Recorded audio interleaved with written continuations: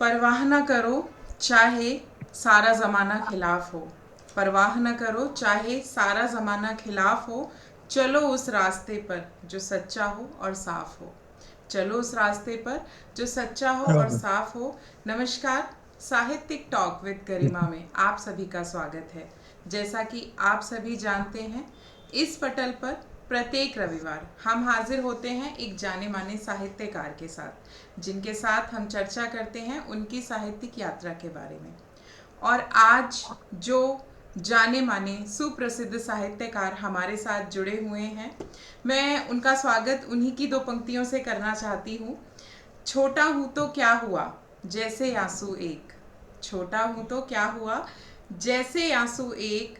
सागर जैसा स्वाद है, तू चक्कर तो देख।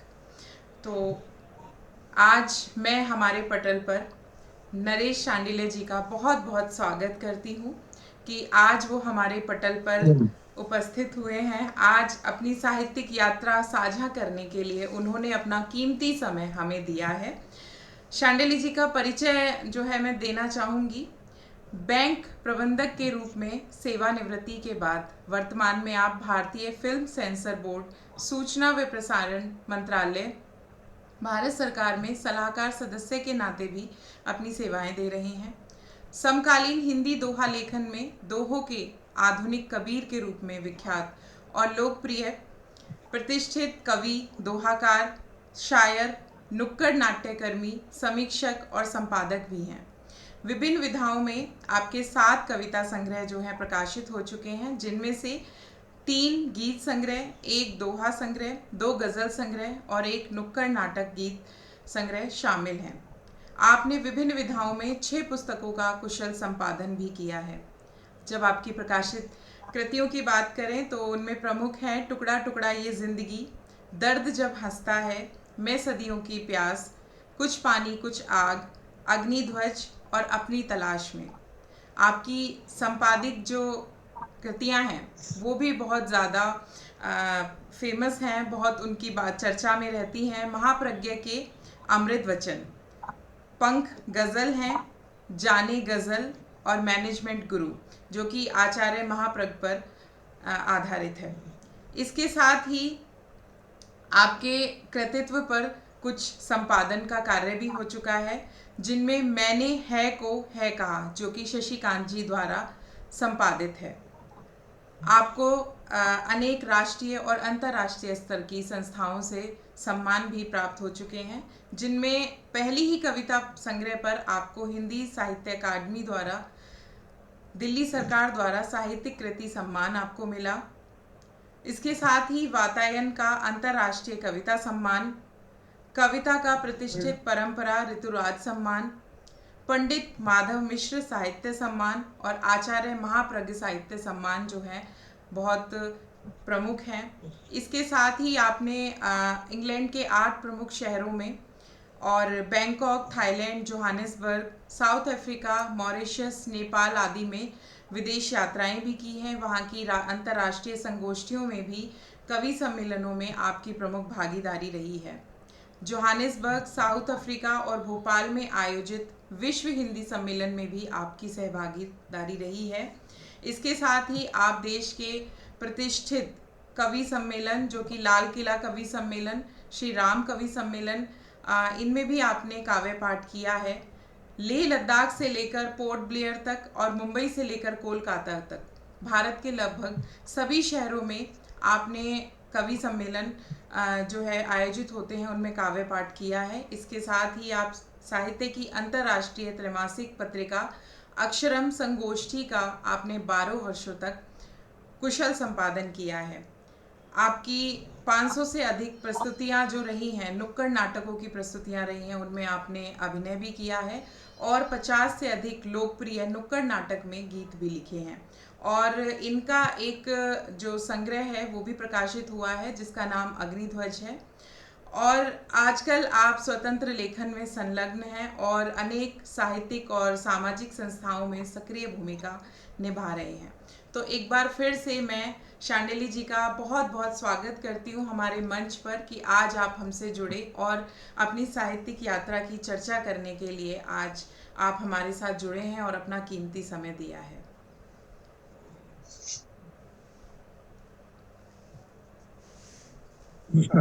जी सर। तो साहित्यिक यात्रा की चर्चा जो है हम शुरू करते हैं। तो सबसे पहला प्रश्न वही है, आपके बचपन की ओर चलते हैं कि ये लेखन में आपका आना किस प्रकार हुआ, कैसे आप इस साहित्य से जुड़े। दरअसल हमारे परिवार में तो कोई ऐसा पीछे से रहा नहीं था, जी लेकिन ये जब मैं 23-24 साल का था, कॉलेज से कॉलेज करके जब मैं आया, तो मुझे हिंदी साहित्य में शुरू से ही शौक रहा था किताबें पढ़ने का। और हमारे घर में भी एक साहित्यिक माहौल ये था कि बहुत सी पत्रिकाएं आती थी हमारे घर, जिसमें धर्मयुग और साप्ताहिक हिंदुस्तान, इस समय दुर्भाग्य से ये पत्रिकाएं अब बंद हो गई हैं, लेकिन उस समय साहित्य की प्रतिष्ठित पत्रिकाएं होती थी। एक कल्याण आती थी हमारे घर। तो हमारे घर में पिताजी का विवेकानंद के साहित्य से बड़ा लगाव था, तो विवेकानंद का की बहुत सी किताबें थी हमारे घर। और गीता, रामायण तो थे ही, और उपनिषद भी पिताजी हमारे पढ़ा करते थे, तो उपनिषद भी हमने देखे थे शुरू से ही। और जो हमारी माता जी थी वो रामचरितमानस का लगभग हर रोज ही पाठ करती थी। तो पिताजी मेरे बहुत अच्छे मर्मज्ञ थे गीता के। संस्कृत ही जब मैंने ली हुई थी, जब छोटी क्लास में, तो वो पिताजी मुझे संस्कृत पढ़ाते, तो उन्होंने मुझे गीता के बहुत से श्लोक 8वीं में ही याद करा दिए। वो मुझे उनका ज़्यादा अर्थ नहीं पता होता था, लेकिन फिर भी जो पिताजी बताते थे मैं सुनता था। तो एक इस प्रकार का माहौल था घर में। और मेरा हिंदी साहित्य के प्रति रुझान बढ़ा, और मैंने जब ग्रेजुएशन लेवल पर भी हिंदी में बहुत सी किताबें पढ़ी थी, और बाद में मैंने एमए हिंदी भी किया। तो वो सब साहित्य की एक जो लगन थी वो शुरू से ही थी, उसने मुझे लेखन की तरफ प्रवृत्त किया। मुझे दिनकर बहुत अच्छे लगते थे, मुझे निराला बहुत अच्छे लगते थे। मुझे बाद में जब मैंने एमए साहित्य किया तो धूमिल, मुक्तिबोध, इन कवियों को मैंने पढ़ा। केदारनाथ सिंह, केदारनाथ अग्रवाल, रामदरश मिश्र, फिर बालस्वरूप राय जी की कविताएं, गजलें बहुत अच्छे लगती थी। तो ये सब माहौल था ही। और मैं पुस्तक मेलों में शुरू से ही जाया करता था, और वहाँ से पुस्तकें खरीद के लाता था। तो वो घर से मुझे कभी भी ऐसा नहीं हुआ कि रोका गया इन सब चीज़ों के लिए, क्योंकि घर में सब पत्रिकाएं वैसे भी आती थी। हाँ, लेकिन मेरे पिताजी को जब पता लगा कि मैं कविताएं लिखता हूँ, तो उन्होंने कहा कि भाई कविताएं जो है ठीक है, कविताएं लिखा करो, लेकिन अपनी जो उस समय जब बेरोजगार था, तो उन्होंने कहा कि भाई अपनी नौकरी वोकरी और इसके जब मिल जाए तब इस तरफ आना। लेकिन वो जो शौक था वो लगातार रहा मुझे।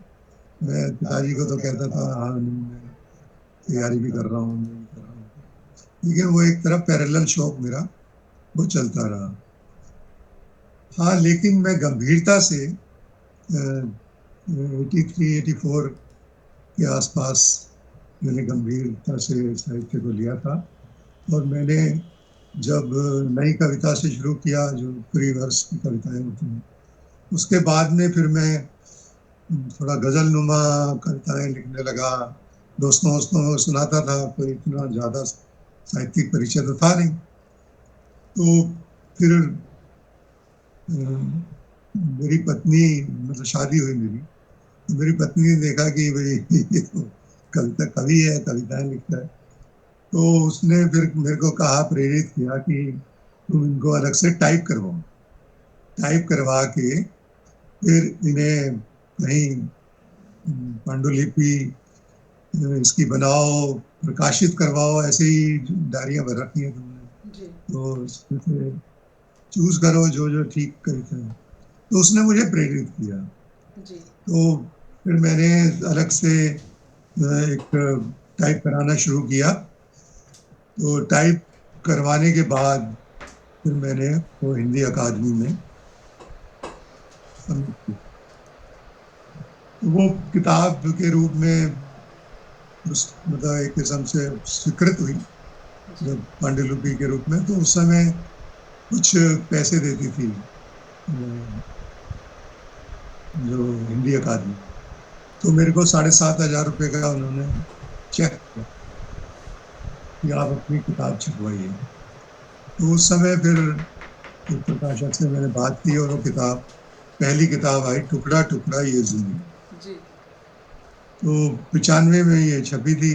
फिर 95 के बाद में 96 में इसको हिंदी अकादमी का सम्मान भी मिल गया। जी तो इस तरीके से मेरी एक साहित्यिक जगत में पहचान हुई कि इसकी जिसकी पहली किताब को ही सम्मान मिल गया हो तो उसको थोड़ा सा लोग एक तरफ से आकर्षित होते। तो ऐसे मेरे को साहित्य जगत में एक किस्म से कुछ इनिशियल पहचान मिली। जनसत्ता में समय जनसत्ता बहुत अच्छा अखबार साहित्य का भी है।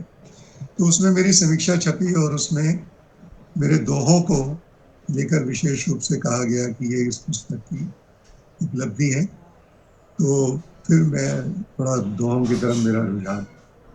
तो इस तरीके से मेरी ये यात्रा शुरू हुई। नुक्कड़ नाटकों से मैं शुरू से जुड़ा रहा, कॉलेज लेवल से। जी तो उसमें मैं कॉलेज लेवल पे जो सिचुएशनल गीत वगैरह लिखता था। फिर बाद में थोड़ा आगे बढ़ी यात्रा, 10-15 साल तक ये यात्रा रही कि मैंने उसमें बहुत से गीत लिखे और अभिनय भी किया। ये मेरा एक साहित्यिक सफर रहा जी और आगे अभी आज तक चल रहा है। बहुत सी किताबें मेरी आ चुकी हैं।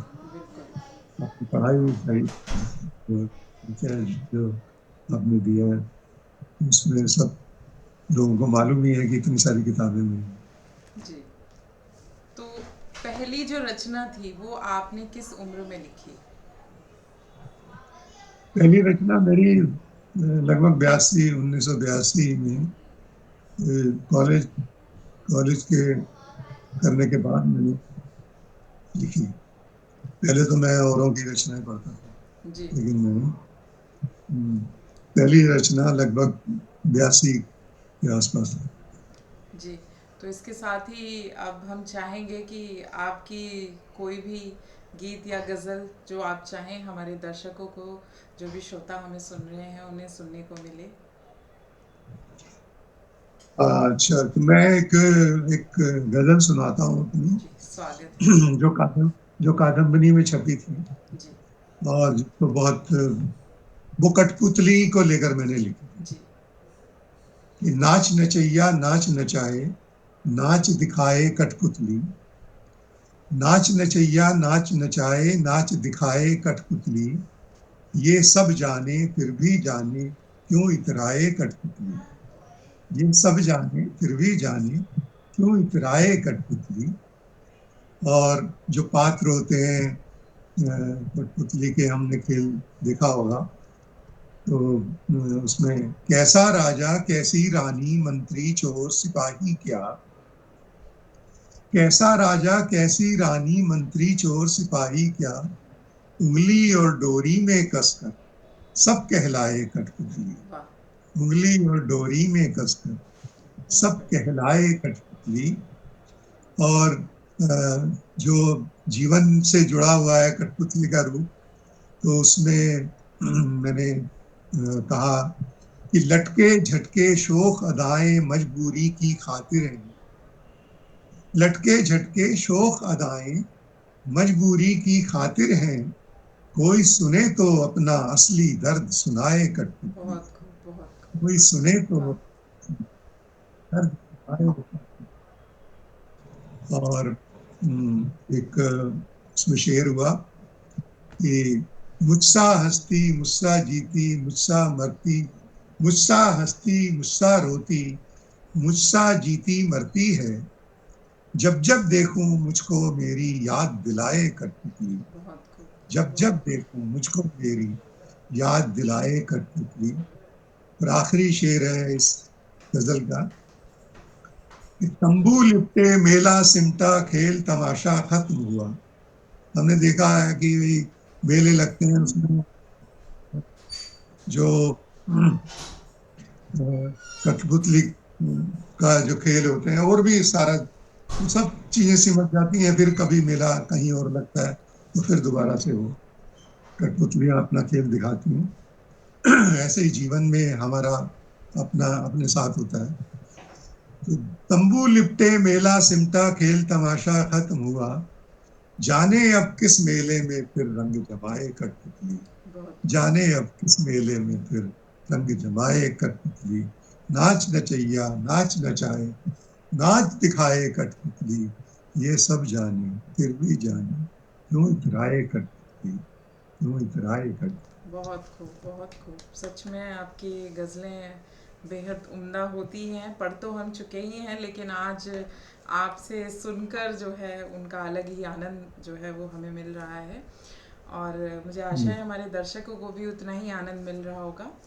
अब आइए अगले प्रश्न की ओर बढ़ते हैं। जैसा कि आपने बताया कि पहली जो रचना थी आपकी, पहली जो पुस्तक थी, उसके लिए आपकी धर्मपत्नी जी ने आपको प्रेरित किया। तो जी और जी जी। परिवार में और भी लोग हैं, आपकी बेटी भी हैं जो लिखती भी हैं। तो ये सब जब सभी लोग साहित्य से जुड़े हुए हैं और लेखन से जुड़े हुए हैं, तो किस तरह का माहौल बन जाता है? परिवार का माहौल कैसा हो जाता है? जी जी, मेरी मेरी बेटी जो है वो उसने देखा जब वो हुई तो कि मेरी किताबें छप रही, और भी छप रही थी, आ भी चुकी थी कई। फिर वो जब बड़ी हुई तो उसने जैसे मेरे दोहे कई याद कर लिए वो स्कूल में, वहाँ कंपटीशन वगैरह में सुनाती थी, कोई रचना कविता सुनाती थी, तो उसको भी धीरे धीरे शौक हो गया इस तरफ, साहित्य की तरफ। तो अब वो विदेश मंत्रालय में है, अनुवाद अनुवाद अधिकारी। तो वो वहाँ पे अब उसकी तो लगभग किताब के जितनी रचनाएं हो गई हैं, तो वो ट्रांसलेशन भी अपनी कविताओं का, इंग्लिश की कविताओं का हिंदी में कर रही है, हिंदी कविताओं का इंग्लिश में कर रही है। तो उसकी एक किताब भी जल्दी आएगी। तो मेरा बेटा कनाडा में है, तो वहाँ यहाँ पर भी उसने जब वो था तो वो थोड़ा बहुत वो भी लिखने मतलब थोड़ा बहुत उसने मेरे को कविताएं सुनाई अपनी, मुझे अच्छी लगी। कोरोना के दिनों में उसने कविता लिखी थी, जो कि उसने वीडियो भी डाली अपनी, और बहुत लोगों ने पसंद की। तो वो भी बहुत संवेदनशील है। तो मुझे अच्छा लगता है कि मेरे बच्चे जो हैं वो वो भी साहित्य की तरफ रुझान लेके आए हैं, और उससे भाषा भाषा बचती है। भाषा जो हमारी है, जो संस्कृति का ही एक रूप है। तो अगर हम अपनी नई पीढ़ी में ऐसे संस्कार दे सकने में सक्षम होंगे कि तो उससे हमारी भाषा भी बचेगी, और साहित्य जो उसका से सरोकार है वो भी बचेगा। और लोग जो बच्चे हैं वो जो नई पीढ़ी के लोग हैं वो सकारात्मक होंगे, और उनसे गलत प्रवृत्तियों की तरफ, एक साहित्य से जुड़कर आदमी गलत प्रवृत्ति की तरफ जाने की सोचता है। बिल्कुल, बिल्कुल। तो ये मुझे खुशी है कि ये मेरे बच्चों को ऐसे ईश्वर ने ये संस्कार भी दिया। बिल्कुल, हम सबकी शुभकामनाएँ आपके साथ हैं। और अब अगला प्रश्न जो है उसकी ओर बढ़ते हैं। आप एक लंबे समय तक सेवा में रहे हैं, और जॉब उसकी एक अपनी ज़िम्मेदारियाँ होती हैं। बैंक में आप रहे हैं, उसके साथ ही फिर पारिवारिक जीवन भी। तो इन सब ज़िम्मेदारियों में आपने लेखन जो है वो कैसे आपने मैनेज किया? क्योंकि मैं समझता हूँ कि सभी जैसे कहते हैं कि 24 घंटे सभी के पास हैं। ईश्वर ने कहीं कोई किसी को उदारता नहीं दिखाई, किसी को कंजूसी नहीं की, किसी तो सबको 24 घंटे दिए हैं। बिल्कुल। सिर्फ वो है कि आदमी का प्रायोरिटी तय हो जाती है कि कोई अपना जीवन किस प्रायोरिटी के हिसाब से जीता है, कोई तो वो जो वरीयता होती है आप किसको देते हैं। तो मैंने संतुलन उसका थोड़ा बिठा के रखा था कि मैं मेरे परिवार में जब शादी नहीं हुई थी तो 5 बहनें थी मेरी, एक भाई, तो हमारा अच्छा खासा बड़ा परिवार था। लेकिन मैं जो है फिर भी समय निकालता था सोशल एक्टिविटीज के लिए। नुक्कड़ नाटकों में मैं जुड़ा तो बहुत समय देना पड़ता है। जी। लेकिन मेरे माता पिताजी ने कभी मेरे को रोका नहीं। मैं रात को 2-2 बजे तक भी घर पे आता था। जी। तो मैं समझता हूँ कि मैं अभी भी काफी देर तक काम करता हूँ। सिर्फ मैं 6 घंटे 7 घंटे की नींद लेता हूँ, उसके बाद में मैं एक्टिव ही रहता हूँ। तो मैं तब भी अब जो सर्विस के बाद जो भी समय बचता था तो मैं उसको साहित्य में लगाता था। हमारे यहाँ से मेट्रो एक चलती थी, जब अब की बात बताता हूँ, बाद की, तो 1 घंटा मेरे को जाने में लगता था, 1 घंटा आने में लगता था। सीट मिलती नहीं थी मेट्रो में बैठने के लिए। तो मैं एक कोना कोई पकड़ लेता था और उस कोने में खड़ा होके बाहर झांकते हुए कुछ क्रिएटिव सोचता रहता था। और वहीं मोबाइल पे ही कोई लाइन आ गई तो वो लिखना शुरू कर देता था। जब मोबाइल वगैरह नहीं थे तो मैं ऐसे ही कागज पर डीटीसी की बस में या रेल यात्रा के समय या कहीं जो भी जब भी समय मिलता था तो मैं उसमें क्रिएटिव बना रहता था। तो वो उस समय कविताओं में कोई ज्यादा कहानी के लिए तो बहुत सीटिंग देनी पड़ती है, लंबा लिखना पड़ता है। कविताओं में ऐसा नहीं है। कविताएं आप के मन में एक बार उतर जाएं तो वो चलती रहती हैं। वो आप रात को सोते हैं तब भी जहन में चलती रहती हैं। बिल्कुल। तो आपको उससे फिर उसका लेखन, कविता का लेखन एक अलग ही है। बिल्कुल। तो आप जैसे ही समय मिलता है उसको बस उतारना है कागज पर जी। और फिर बाद में फेर वेर करना है, सेकंड ड्राफ्ट, थर्ड ड्राफ्ट, जो भी करना है वो आपको करना है। तो बिल्कुल। कविता बहुत लंबी भी नहीं होती। तो ये सब चीजें, और मैं मूलतः कवि हूँ। हाँ, मैंने पत्रिकाएं भी चलाई, मैंने नुक्कड़ नाटक भी किए, मैंने सोशल एक्टिविटीज में भी रहा। वो एक अलग समय मैंने दिया। परिवार को भी मैंने पूरा समय दिया। परिवार वालों को भी मेरे से कोई शिकायत नहीं रही कभी।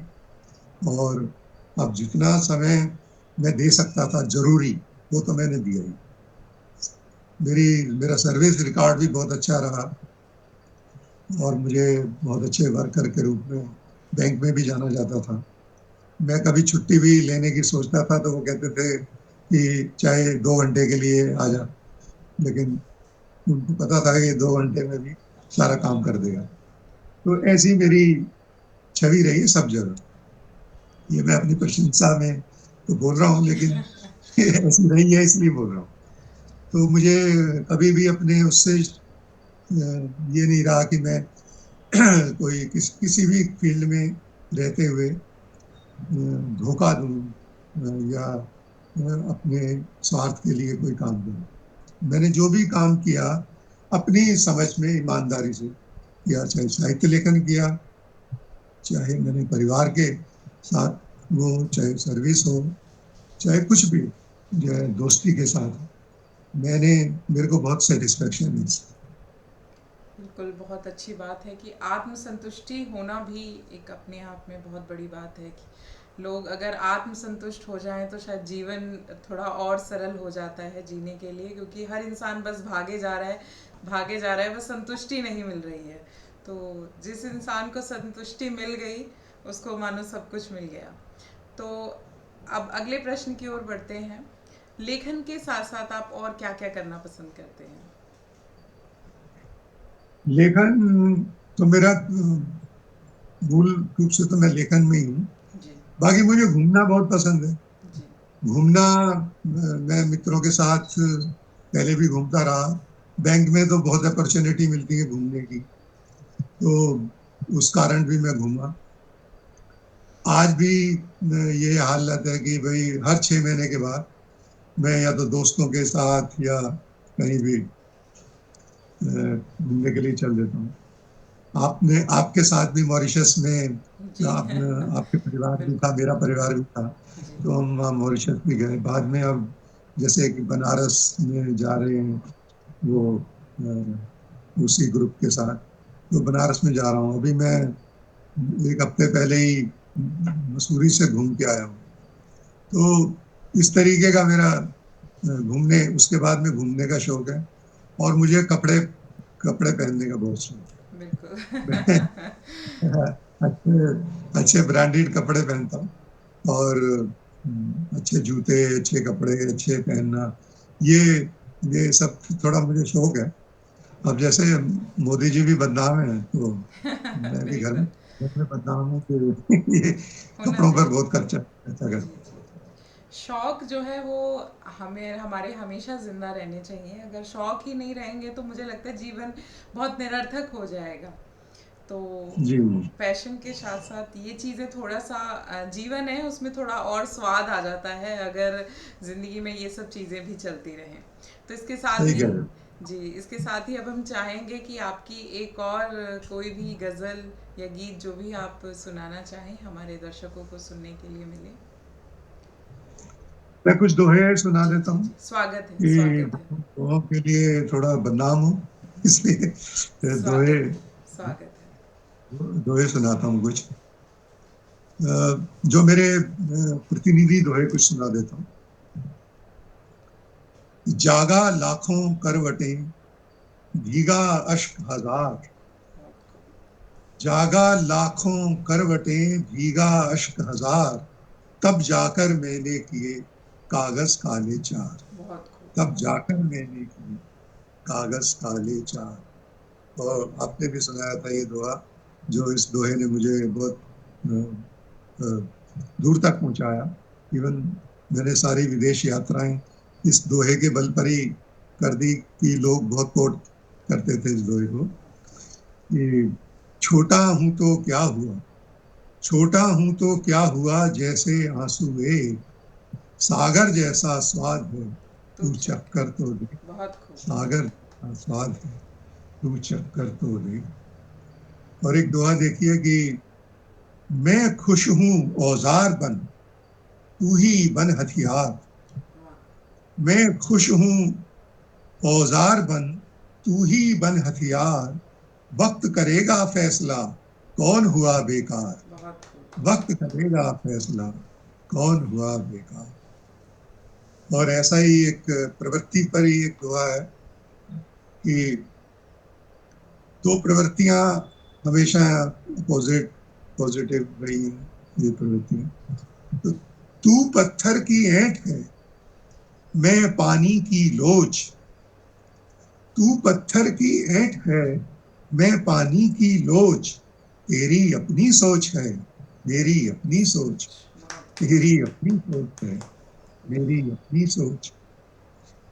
और देखिए, मैंने साहित्य में पढ़ा कि जुगनू छोटा सा जो होता है, जुगनू को लेकर बहुत सी कविताएं लिखी गई। बिल्कुल। और ज्यादातर जुगनू को थोड़ा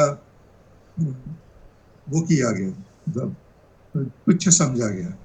और सूरज से तुलना करते हैं उसकी। मैंने जो है सूरज और जुगनू की बात नहीं की, मैंने चांद और जुगनू पर एक दोहा लिखा। तो उससे छोटा चांद देखिए कितना आकार प्रकार में कितना बड़ा है, और जुगनू छोटा सा है, लेकिन दोनों का जो बेसिक फर्क है उससे मैंने एक दोहा कहा है, जो कि वैज्ञानिक रूप से बड़ा सिद्ध होता है कि जुगनू बोला चांद से, जुगनू बोला चांद से, उलझ नहीं हो बेकार। तकरार हो गई आपस में, और तकरार के बाद तर्क देखिए कि जो आप एक तर्क देते हैं और उसकी काट नहीं होती किसी के पास। बिल्कुल। कि जुगनू बोला चांद से, उलझ नहीं हो बेकार। मैंने अपनी रोशनी पाई नहीं उधार। मैंने अपनी रोशनी बहुत खूब। बहुत खूब। पाई नहीं उधार। बिल्कुल। तो जो हमारे पास अपना है उस पर हमें गर्व करना चाहिए। बिल्कुल। जो खैरात में मिला है उसको, अब चांद तो सूरज की रोशनी लेके चमक रहा है, बिल्कुल। लेकिन जुगनू की चाहे वो छोटा सा है, लेकिन उसके पास अपनी रोशनी है। बिल्कुल। तो ये दुआ भी मेरा बहुत लोगों ने लाइक किया। अब मैं दो तीन दोहे स्वाभिमान पर कह के दोहों को विराम देता हूँ। स्वागत है, स्वागत। स्वाभिमान, स्वाभिमान जो है कवि का जैसे गहना है, जेवर है। बिल्कुल। स्वाभिमान अगर है कवि में, साहस है, तो वो कवि कहलाने का हकदार है। तो स्वाभिमान पे उसमें आता है, पैसा आड़े आता है स्वाभिमान। तो देखिए मेरा पैर उसको लेकर दुआ है, ये सोना चांदी हटा, ये सोना चांदी हटा, मुझे न इनसे तोल, ये सोना चांदी हटा, मुझे न इनसे तोल, है चुटकी भर प्यार तो ले ले मुझको मोल, बहुत खूब, है बहुत खूब। चुटकी भर प्यार तो ले ले मुझको मोल। और सोने चांदी से मढ़ी रख अपनी ठकुरात, सोने चांदी से मढ़ी रख अपनी ठकुरात, मेरे देवी देवता कागज कलम तवार, बहुत खूब, मेरे बहुत बढ़िया। देवी देवता बहुत बढ़िया, बहुत कागज। बढ़िया। और स्वाभिमान ऐसा होना चाहिए कि आप हुकूमत से भी टकराने का मादा रखें। बिल्कुल। एक दुआ है मेरा, वो भी बहुत प्रचलित हुआ था, बहुत वो दूर तक ये दुआ भी गया कि बेशक होगा शाह वो, मैं अलमस्त फकीर, बेशक होगा शाह वो, मैं अलमस्त फकीर, उसका पीर कबीर है, कुबेर है, उसका पीर कुबेर है, मेरा पीर कबीर, बहुत खूब, उसका बहुत पीर कुबेर है, खूब। मेरा मेरा पीर पीर कबीर। कबीर। बहुत खूब, बहुत खूब। और एक आखिरी दुआ सुनाता हूँ।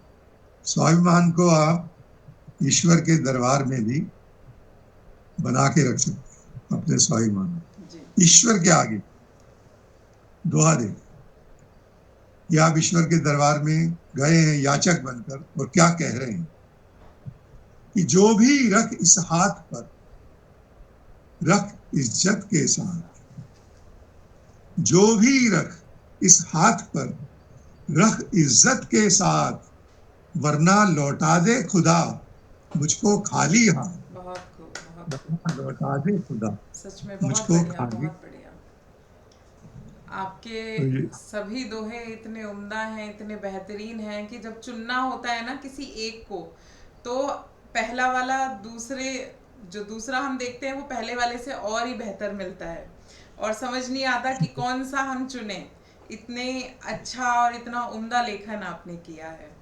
तो इसके साथ ही आपके लेखन पर ही अगला प्रश्न है कि आपका जो रचनाएं हैं, आपने जो भी लिखा है, वो सब मुख्यतः किन विषयों पर रहा? आपने किन किन विषयों पर लिखा? मेरा जो मतलब मेरे थोड़े से विषय अलग ही रहे। जी। जो फैशन वाले विषय हैं, मैंने कभी उन पर लिखा ही नहीं। जी। कि अगर जैसे कोई मेरे को कहे कि आपने जैसे देशभक्ति देशभक्ति पर मैंने लिखा है, लेकिन मेरा देशभक्ति पे अलग तरीके का लेखन है। जी। कोई कहे कि मुझे तिरंगे पर कोई कविता लिखी है आपने, तो मैं शायद कहूंगा कि नहीं लिखी, कुछ दो चार पंक्ति कभी लिखी होंगी। जैसे कोई आप जो फैशनेबल है, जैसे कोई दहेज प्रथा पे आपने लिखा, आपने क्या भ्रूण हत्या पे लिखा, तो मुझे मतलब मेरे पास ऐसी कविताएं नहीं है। हाँ, मैंने कोई मुक्तक लिख दिया, कोई लिख दिया, वो अलग बात है। लेकिन मैंने जिंदगी से जुड़े हुए जो जो मतलब ऐसे विषय हैं जो आपको मतलब अंदर से उद्वेलित करते हैं। अब जैसे बहुत बड़े विषय हैं दुख और सुख, दो ही तो है। बिल्कुल। जीवन में दुख और सुख है, और दुख ज्यादा है, सुख तो कभी कभी आता है, दुख बहुत है। तो दुख से जुड़े हुए मेरे बहुत सी जो स्टेज है, दुखों की जो स्टेज हो सकती है, उसमें किसी मजदूर का दर्द हो सकता है, किसी परिवार की कोई पीड़ा हो सकती है।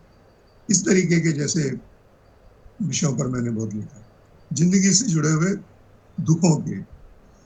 और प्रेम पर मैंने बहुत लिखा है।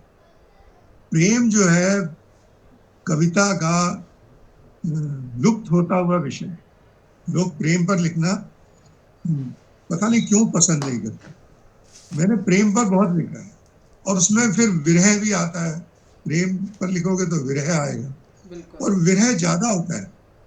मिलन के क्षण बहुत कम होते हैं ऐसे ही, और जुदाई जो बहुत बड़ी होती है। तो वो जो प्रेम से जुड़े हुए अलग अलग तरीके की शेड्स हैं, उस पर मेरी एक किताब आ रही है अभी, गजल संग्रह, चांद चांद पर तितली, ये इसका नाम है, उन्वान है बहुत खूब। किताब का। तो वो उसमें सारी गजलें प्रेम पर है और विरह पर है।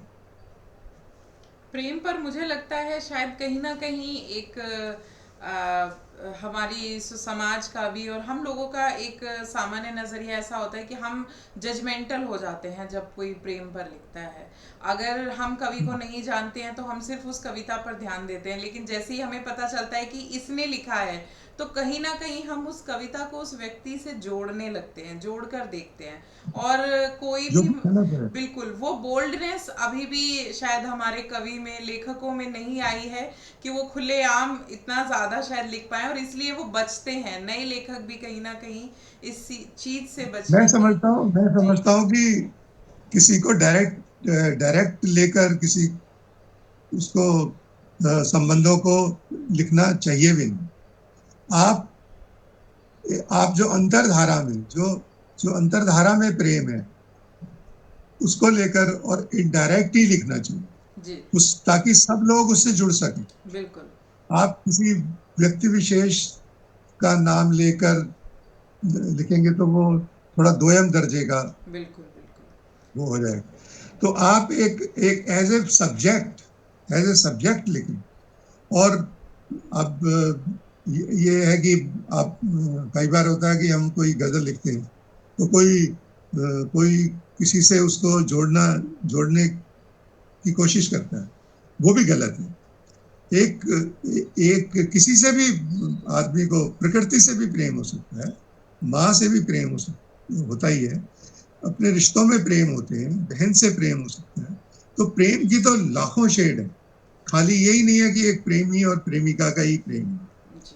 लेकिन फिर भी क्योंकि बृहत रूप से उसको एक नायक नायिका का वाला प्रेम ही साहित्य में ज्यादा चर्चित भी है और लिखा भी जाता है, तो उसको लिखने में उदात्तता बरतनी चाहिए, उदात्त प्रेम होना चाहिए उसको, ना कि वो मानसल प्रेम हो, जिस्मानी ना हो। बिल्कुल।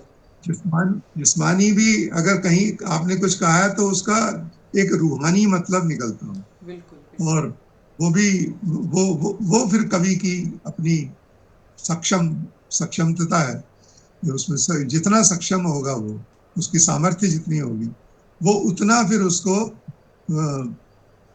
मतलब परिष्कृत रूप से पेश कर पाएंगे। बिल्कुल। जैसा कि आपने अभी थोड़ी देर पहले ही कहा कि आपने फैशन पर नहीं लिखा। फैशन मतलब जो भी हमारे नए लेखन में जो भी नए फैशन चलते हैं, नई चीज़ों पर, उन पर नहीं लिखा। तो अभी जैसे हम देखते हैं कि साहित्य में भी यही होता है कि ये फैशन जो है वो बदलता ही रहता है।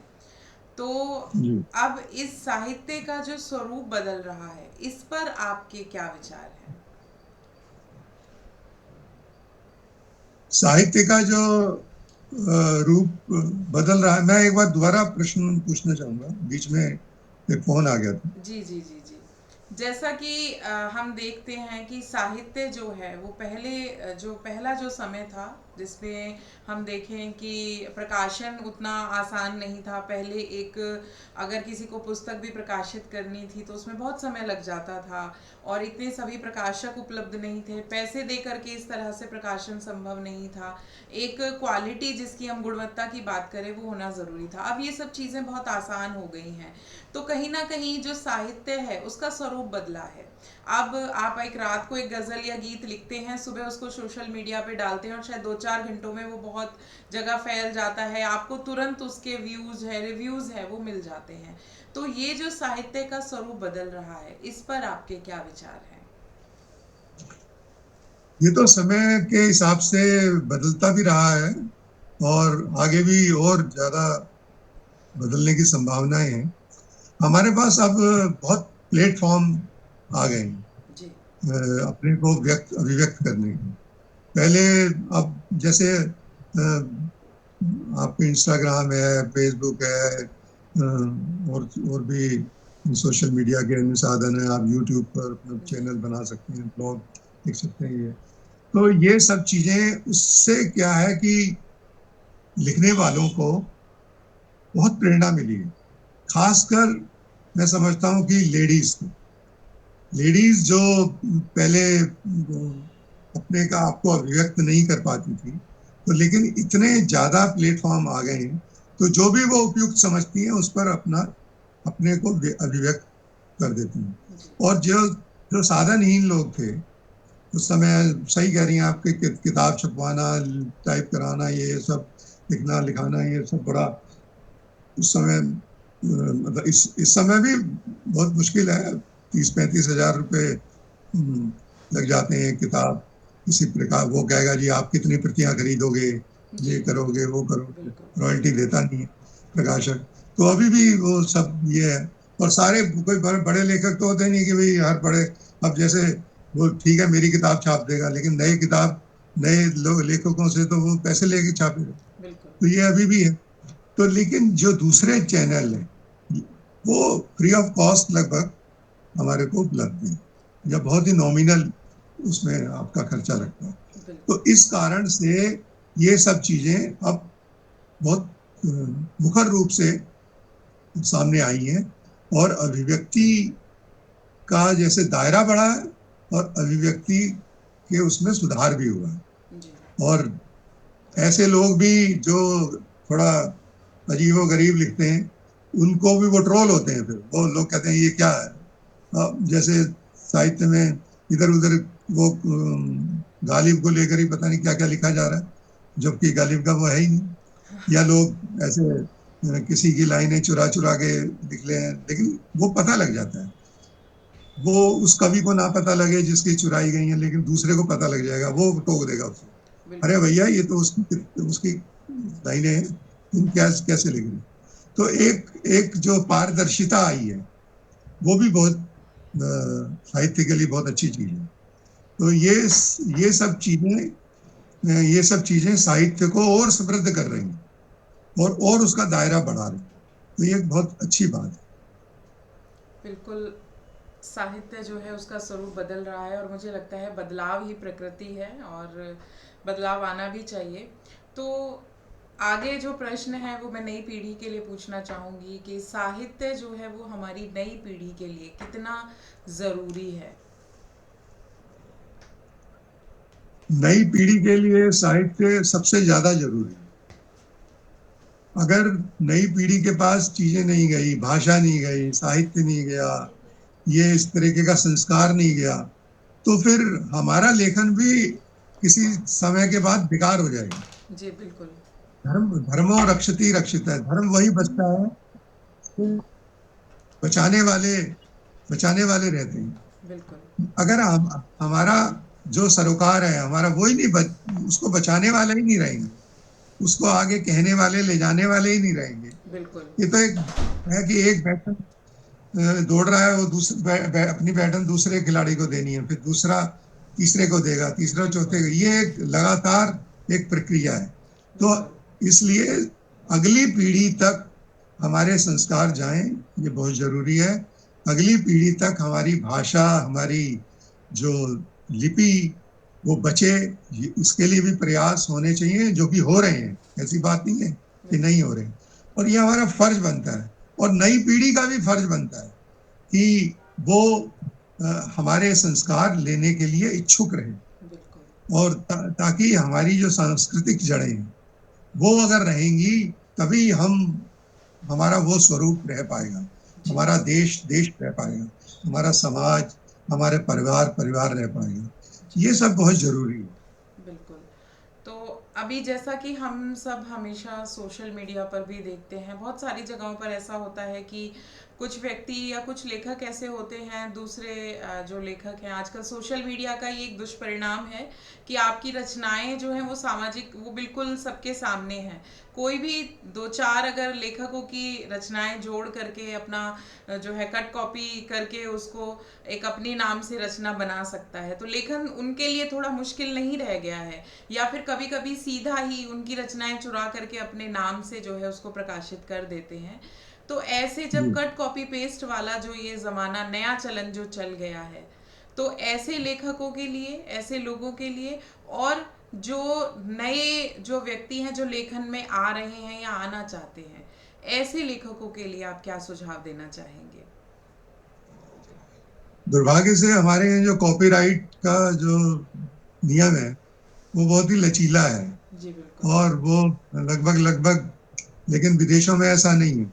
तो हमारे यहाँ एक तो कॉपीराइट पर जो भी इनसे जुड़े लोग हैं उनको ध्यान देना चाहिए, और लेकिन हम ये इन सब चीजों के डर से लिखना छोड़ दें, ये नहीं होना चाहिए। जो जेन्युइन आदमी है वो पहचाना जाता है। जो चोर होगा वो कुछ समय तक के लिए चमक सकता है, लेकिन बाद में जब उसकी पोल खुलेगी तो वो फिर जीरो हो जाएगा। लेकिन जो ईमानदार आदमी है, जो जिसका लेखन मतलब पूरी श्रद्धा और उसके साथ लिखा जाता है ईमानदारी से, वो और अच्छा लेखन है, स्तरीय लेखन है, वो समाज में एक ना एक दिन जरूर प्रतिष्ठित होता है। तो ये कोई रातों रात चमकने वाले जो हथकंडे हैं, उनसे कोई बड़ा लेखक नहीं होता। मेरा एक दुआ है इसमें कि सीढ़ी दर सीढ़ी चढ़ो, सीढ़ी दर सीढ़ी चढ़ो, करो अदब में नाम, सीढ़ी दर सीढ़ी चढ़ो, करो करो अदब में नाम, इस बिल्डिंग में लिफ्ट का भलो कहो भला क्या काम, इस बिल्डिंग में लिफ्ट का कहो भला क्या काम। यहाँ लिफ्ट का भी काम नहीं है, यहाँ तो सीढ़ी दर सीढ़ी चढ़ना है, और कोई अवेलेबल नहीं है, कोई शॉर्टकट अवेलेबल नहीं है। तो तुम्हें और ये तपस्या का मार्ग है, ये बहुत धैर्य और ईमानदारी वाला मार्ग है। जैसे सच का मार्ग है, जैसे हमारी जिंदगी का मार्ग है, वैसे ही साहित्य का मार्ग उसको।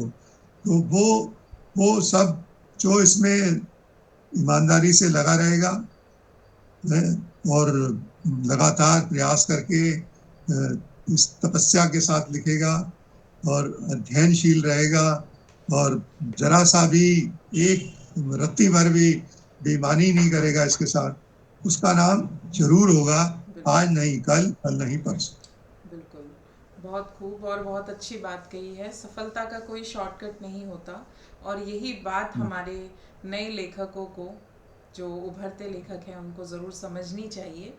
और जितना हो सके उतना पढ़ें, और जितना पढ़ेंगे तो लेखन के लिए बहुत ज़्यादा एफर्ट्स करने की ज़रूरत नहीं पड़ेगी, विचार अपने आप ही उमड़ कर आएंगे।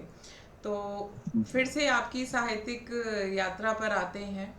आपने आचार्य महाप्रज्ञ पर भी लिखा है, उनकी कुछ जो है आपने अनुवादित और संपादित कुछ पुस्तकों पर कार्य भी किया है। तो ये कैसा आपका ये अनुभव रहा, आचार्य महाप्रज्ञ पर लिखना? आचार्य महाप्रज्ञ जी जब मुनि नथमल के नाम से लिखते थे, लघु कथाएं लिखते थे, तो वो कई मैगजीन में छपती थी। तो तब से मेरा शुरू से ही उनसे उनके साहित्य से लगाव रहा था। और कुछ जैन धर्म से जुड़े हुए मेरे मित्र हैं, तो उसके कारण मेरा थोड़ा लगाव और उनकी तरफ जो हुआ, तो मैं उनसे व्यक्तिगत रूप से भी 3-4 बार मिला और उनके दर्शन का लाभ भी मुझे मिला था।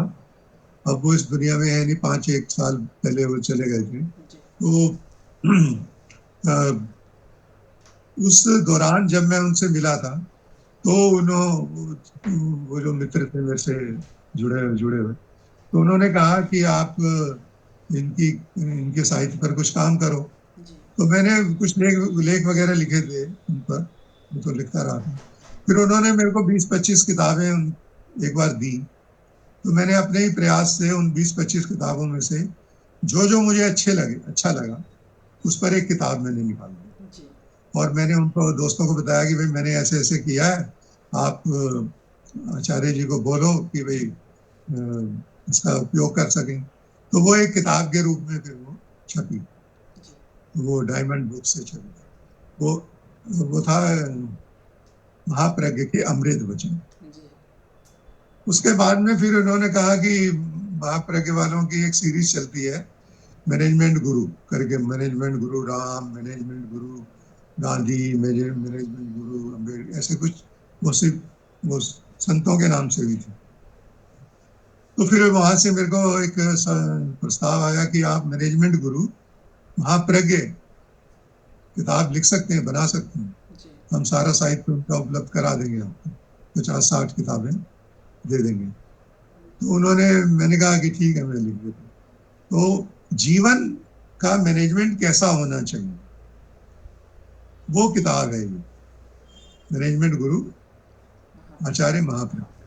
तो ये किताब आई और इस पर फिर मुझे 1 लाख रुपए का पुरस्कार भी मिला, अरे वाह जो कि पिछले साल मैंने बम्बई में जाके लिया था। बहुत तो बढ़िया इस शुभकामनाएं पुस्तक की हजारों प्रतियां बिक रही हैं, बिक चुकी हैं। तो इस पुस्तक से भी मेरी थोड़ी उस समाज में, जैन समाज में थोड़ी पहचान जी बनी है। तो ये रहा। अब मैं आजकल गीता गीता के श्लोकों का दोहों में अनुवाद कर रहा हूँ। जी जी जी वो वो मेरा एक प्रोजेक्ट चल रहा है, जी जो पिछले 2 साल से मैं कर रहा हूँ, और वो अगले साल शायद वो किताब के रूप में आएगा। जी तो गीता जैसे कठिन ग्रंथ को मैं चाहता हूँ कि नई पीढ़ी के लिए थोड़ा आसान बन जाएगा। बहुत अच्छा तो कार्य ये कर रहे हैं आप, बिल्कुल बहुत बढ़िया कार्य कर रहे हैं। और हमारी इस पीढ़ी को गीता के ज्ञान की बहुत ज़रूरत है, और शायद पीढ़ी भूलती भी जा रही है। कहीं ना कहीं इसके लिए हम माता पिता के रूप में हम भी जिम्मेदार हैं, क्योंकि जब बच्चे तो हमें ही फॉलो करते हैं, तो जी कहीं ना कहीं हम ही नहीं वो सब चीज़ें पढ़ रहे हैं बच्चों के सामने, हम एक सही जो रोल मॉडल जिसे कहते हैं हम वो बनकर नहीं आ पा रहे हैं, और यही जो है एक हमारी विफलता जो है वो नई पीढ़ी में देखने को मिल रही है। और आप सच में बहुत ही बढ़िया कार्य कर रहे हैं, बहुत उम्दा कार्य कर रहे हैं। जो गीता के जो श्लोक हैं उनको दोहों के रूप में परिवर्तित करके बहुत अच्छा है, और मुझे लगता है ये बिल्कुल सफल रहेगा आपका ये कार्य, और हमारी नई पीढ़ी के लिए बहुत ही उत्तम और फलदायी रहेगा। तो आप जो है जैसा कि अभी तक हमने आपसे जाना, आपने जो है लेह से लेकर अंडमान निकोबार तक, और मुंबई से लेकर कोलकाता तक आपने पूरे जो भारत में आपने प्रमुख शहरों में काव्य पाठ किया, विश्व के जो भी लंदन के 8 शहरों में और भी जगह जगह अंतर्राष्ट्रीय जगह काव्य गोष्ठियों में आपने काव्य पाठ किए हैं। तो ये जो पूरी आपकी यात्रा रही, इसमें कभी कुछ ऐसा आपको लगा कि जिसका आपको अफसोस रहता हो कि ये छूट गया या काश मैं ये भी कर पाता? हाँ, ये तो जिंदगी में अफसोस तो है ना, कि गालिब का एक शेर है कि हजारों ख्वाहिशें ऐसी कि हर कि हर ख्वाहिश पे ख्वाहिश पे दम दम निकले, निकले बहुत निकले मेरे अरमान लेकिन फिर भी कम कम निकले। निकले तो वो वाली बात है कि ख्वाहिशें तो आदमी की कभी मरती नहीं, जब तक सांस है तब तक आस है, तब तक ख्वाहिशें हैं। और ये मरनी भी नहीं चाहिए, ख्वाहिशें बिल्कुल ख्वाहिशें बनी रहनी चाहिए, सपने बने रहने चाहिए, बिल्कुल छोटे बड़े सभी हर तरीके के सपने होते हैं, बिल्कुल। और लेकिन ये है कि अफसोस नहीं होना चाहिए, जो कुछ मिल गया उसमें संतुष्टि होनी चाहिए। बिल्कुल। मेरी ऐसे ही, जैसे होता है कि राजनीति के तहत राजनीति होती है कि आपका कहीं नाम आता है तो लोग उसमें कटवाने के लिए भी बहुत बिल्कुल। ऐसे जुगाड़बाजी करते हैं। तो मेरा एक बार अमेरिका में विश्व हिंदी सम्मेलन में नाम आ गया था, और एक बार सूरीनाम में भी मेरा नाम था, सूरीनाम, जब विश्व हिंदी सम्मेलन हुआ था। तो आखिरी आखिरी आखिरी लम्हे तक मुझे लगता था कि हो गया है नाम, लेकिन पता नहीं कैसे फिर कट गया। तो बिल्कुल। ये ऐसे छोटे मोटे अफसोस तो रहेंगे ही हाँ कि, जी, बिल्कुल। हाँ, लेकिन जहां जहां नाम हुआ उसके लिए ईश्वर का शुक्र है, सरस्वती माँ की कृपा है कि मौका मिला, अवसर मिला और वहां जाने का। और मेरे मतलब मेरे को अफसोस बहुत कम है और संतुष्टि बहुत ज्यादा है। बिल्कुल। मैंने छोटी उम्र में ही मेरी पहली किताब पे ही सम्मान मिल गया था, एक ये संतुष्टि है। मेरे घर में बहुत अच्छा वातावरण मिला, मेरी पत्नी भी ऐसी मिली कि जिसने मेरे को पहली किताब को छपवाने के लिए प्रेरित किया।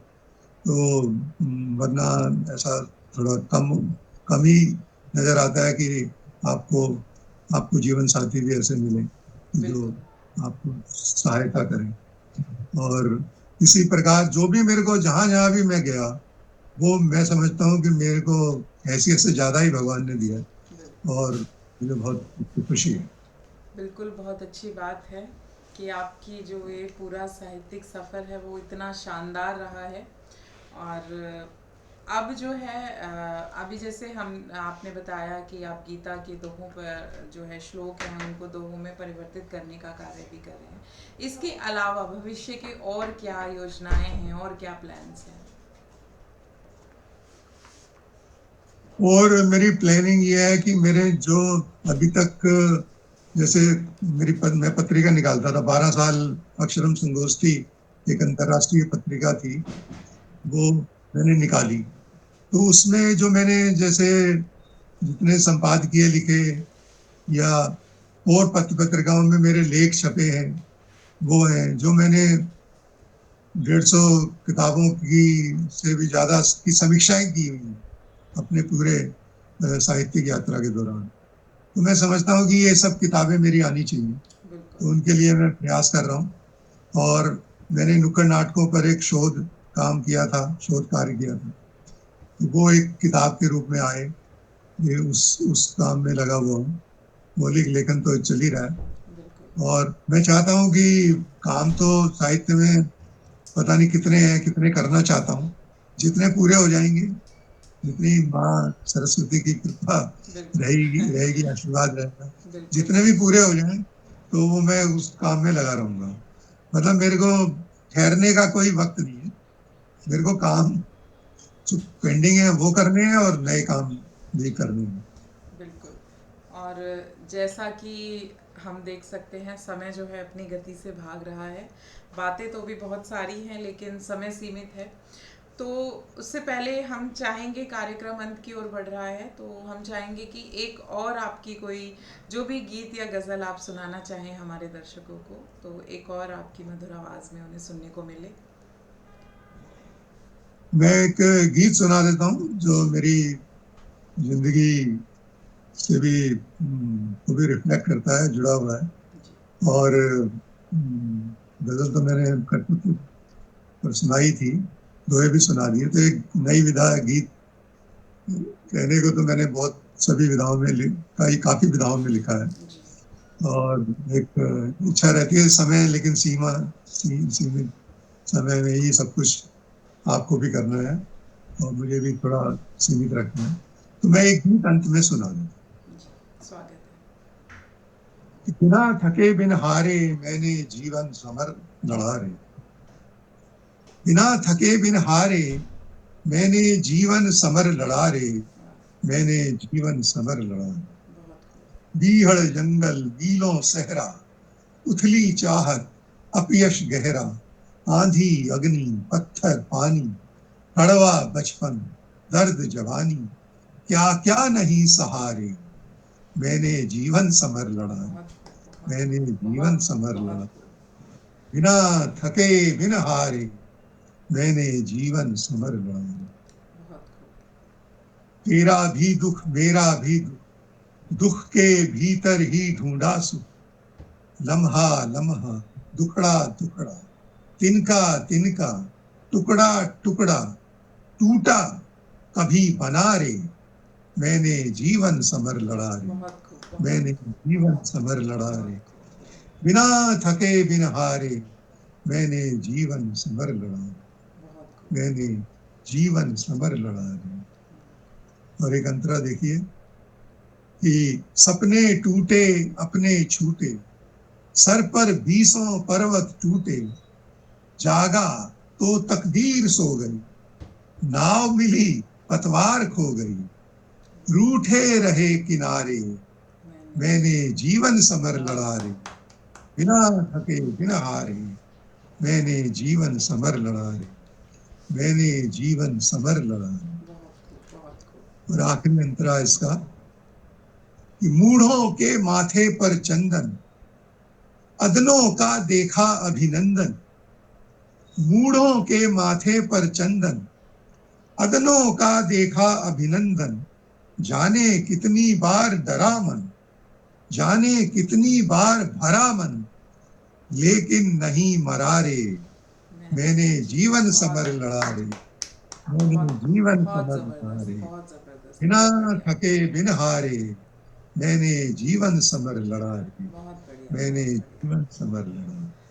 बिल्कुल बहुत बहुत धन्यवाद बहुत आपका। खूब लिखा है आपने। और शायद मुझे लगता है एक जो लेखक की यही पहचान होती है कि हर व्यक्ति उन पंक्तियों से खुद को जोड़ पाता है।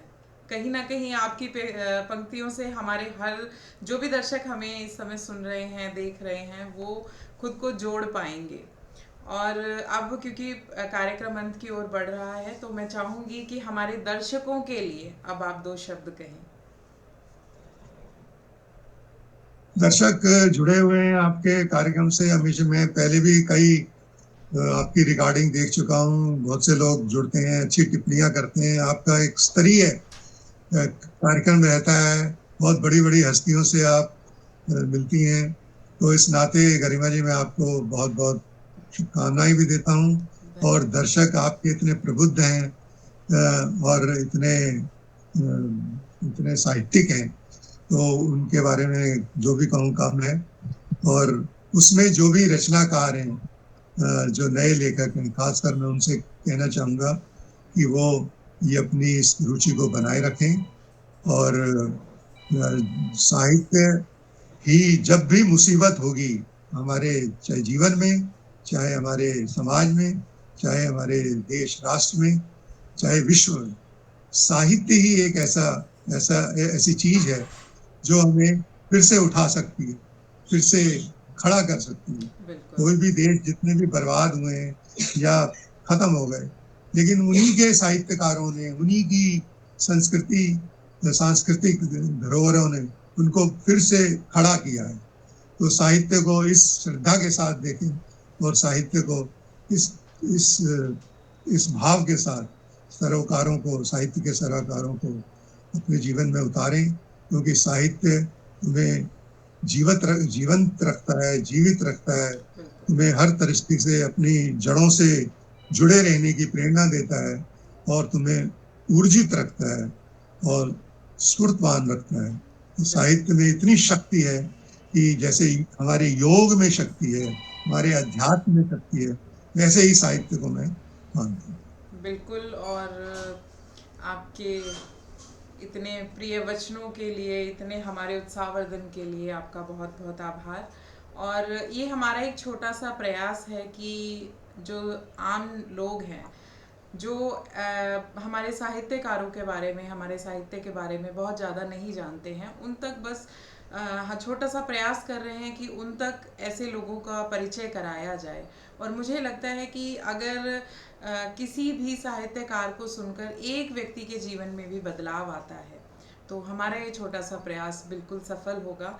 और इसके साथ ही अब हम नरेश शांडिल्य जी का बहुत बहुत आभार प्रकट करते हैं। मैं अपने मंच की ओर से आपका बहुत बहुत आभार प्रकट करती हूँ कि आज आपने इतना कीमती समय दिया और अपनी साहित्यिक यात्रा जो है हमारे साथ साझा की। आपकी ही दो पंक्तियों में आपका आभार प्रकट करना चाहूँगी कि अपने में जिंदा रखो कुछ पानी कुछ आग, अपने में जिंदा रखो कुछ पानी कुछ आग, बिन पानी बिन आग के क्या जीवन में राग, बिन पानी बिन आग के क्या जीवन में राग। और मुझे आशा है कि आज हमारे व्यूअर्स शांडिल्य जी के दोहों और उनके गीत गज़लों से जो है कुछ ना कुछ ज़रूर सीखेंगे, प्रेरित होंगे, और मेरी यही आशाएं हैं। और अब हम विदा लेते हैं अगले रविवार तक के लिए, जहां हम फिर से हाजिर होंगे एक जाने माने साहित्यकार के साथ, जिनके साथ हम चर्चा करेंगे उनकी साहित्यिक यात्रा के बारे में। और अगले रविवार तक के लिए स्वस्थ रहें, मस्त रहें। धन्यवाद शुक्रिया गरिमा जी, धन्यवाद जी।